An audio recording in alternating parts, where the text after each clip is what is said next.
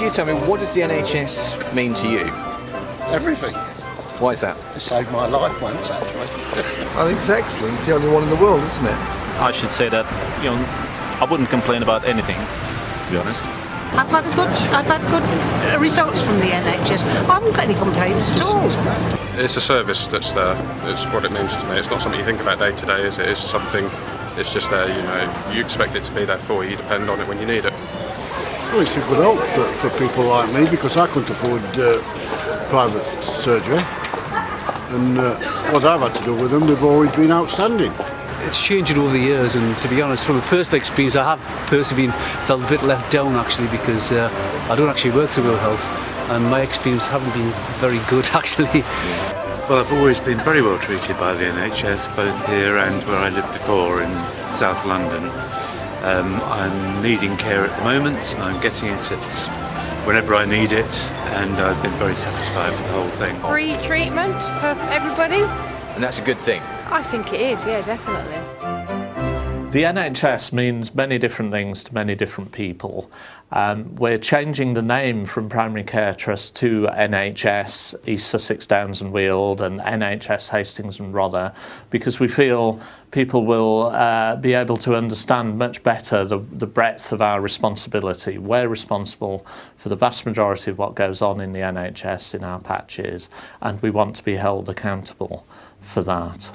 We want to improve the health of our population, and we want to provide excellent services, and we feel the name NHS Hastings and Rother, for example, is a much better description of that breadth of responsibility. We've done an awful lot of work over the last year, 18 months on assessing the needs of our population, so having a very careful look at what our residents need in terms of services and in terms of health improvement. And we've developed a strategic plan over the next 5 years which describes our priorities in response to those needs and describes how we're going to deliver those priorities.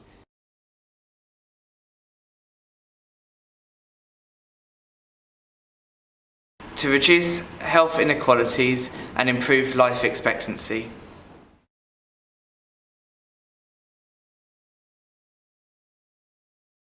Smoking is the most significant contributing factor to the difference in life expectancy between those who are richer and those who are poorer.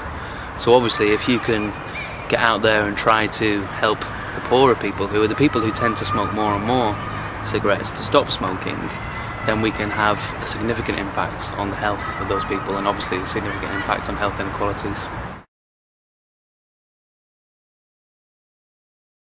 To improve how we tackle chronic disease.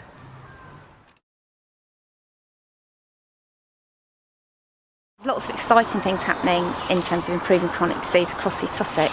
That includes things like improving the services we provide to people, includes how people can help themselves, so how they can manage their own care, and also how we work better with other colleagues in health services and social services and the voluntary sector as well. In Hastings and Rother, we're working with older people to understand what difficulties they have in accessing diabetes services, so we can understand how to put that right and how to support them better.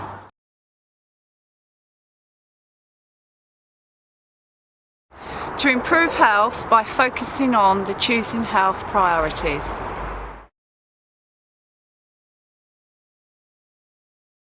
Sexual health is one of the choosing health priorities. Why is it so important to improve the sexual health of the population in East Sussex?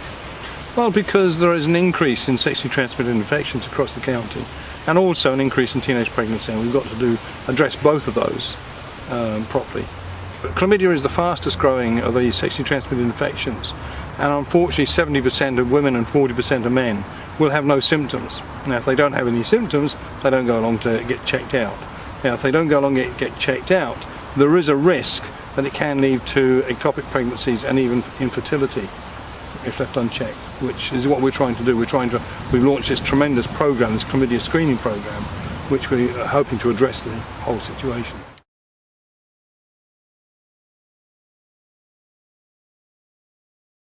To increase investment in older people's services, rehabilitation and services which promote well-being.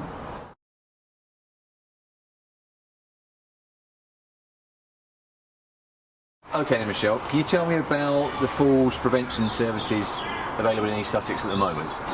We want to make sure that people have access to the specialist falls prevention services across the whole of East Sussex. So as part of that, we are developing across East Sussex a falls strategy which will build on a couple of key pieces of work already undertaken. The first thing was an audit by colleagues in public health to look at where there are a high number of falls happening out in the community and care homes, for example, and putting that together with a workshop that was held in the summer to glean the suggestions of staff from health services, from social services and also from the voluntary sector as to how they feel we could improve services locally for falls prevention.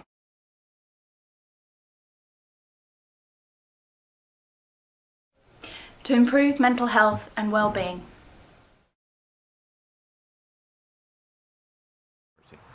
Well, we know that many more people experience mental health problems than just those with severe disorders. For example, anxiety and depression may be experienced by anything up to 1 in 5 of the population at any one time.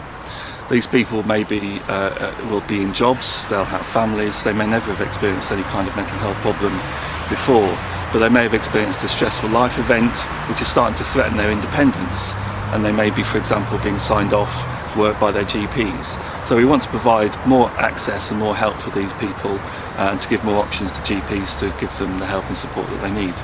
So what kind of services are you talking about providing in the future to help people with problems like that? Well, we're investing quite heavily over the next few years in psychological therapies.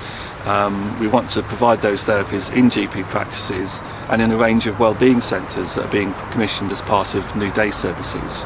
In fact, £3.5 million over the next 3 years will be going into employing 72 new therapists to provide psychological support in that way.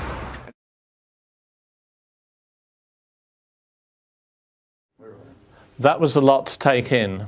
We want to know what you think. What do you think about our plans? What do you think about the priorities we've set? What do you think about the name change? Details on how you can have your say appear at the end of this video. Finally, I'd just like to say thanks very much for taking the time to watch.